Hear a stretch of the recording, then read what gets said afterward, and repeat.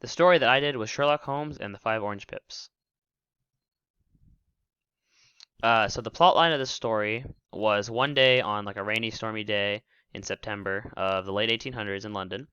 A man named John Openshaw came to Sherlock and Watson with a complaint of a letter, a mysterious letter that had the initials KKK on it, and both his uncle and his dad received the letter, and they both died in mysterious ways. Five examples of short story elements listed in this story were the characters Sherlock, Watson, James Openshaw, Elias Openshaw, and Joseph Openshaw. The setting was the late 1800s in September in London.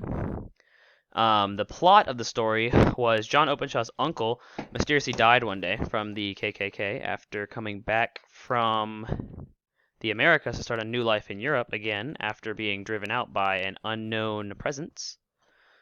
The conflict of the story was John Openshaw was being threatened to be killed by the KKK.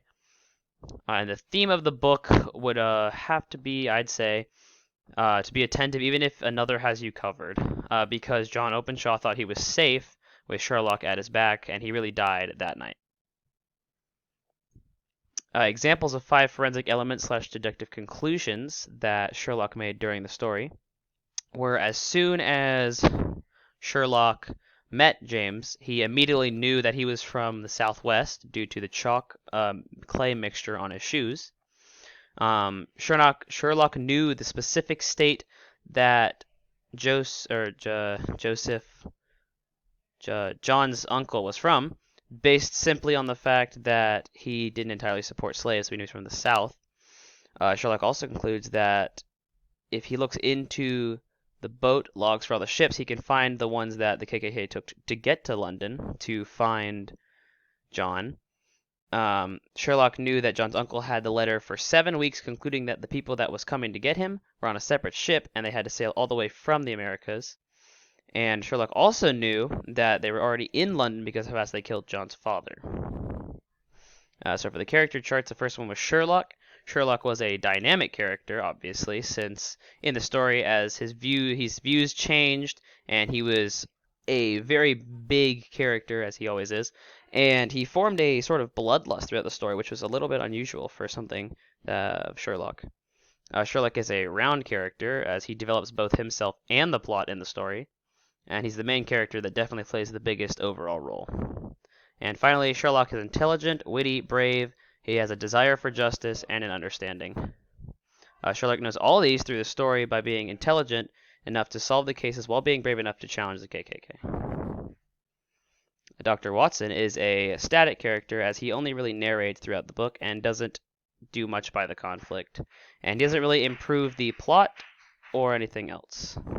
Watson is a patient, intelligent, and observant man. John Openshaw is definitely a dynamic character in the story, as he changes the most, although technically he dies. But he also begins to hope and wants to find the mystery of the case involving the KKK and why his parents and uncle died. John Openshaw is also a round character. He develops the plot and is really the reason that the whole story took place, because he came to them with the case. And John Openshaw is definitely worried, curious, determined, and he's intrigued. And finally, we have Elias Openshaw, his uncle.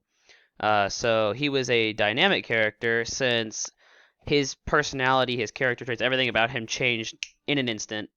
And as soon as he got the letter, he just knew he was going to die one day, or really recently. And then he was a round character because he improved the plot dramatically. He was the whole reason it really started.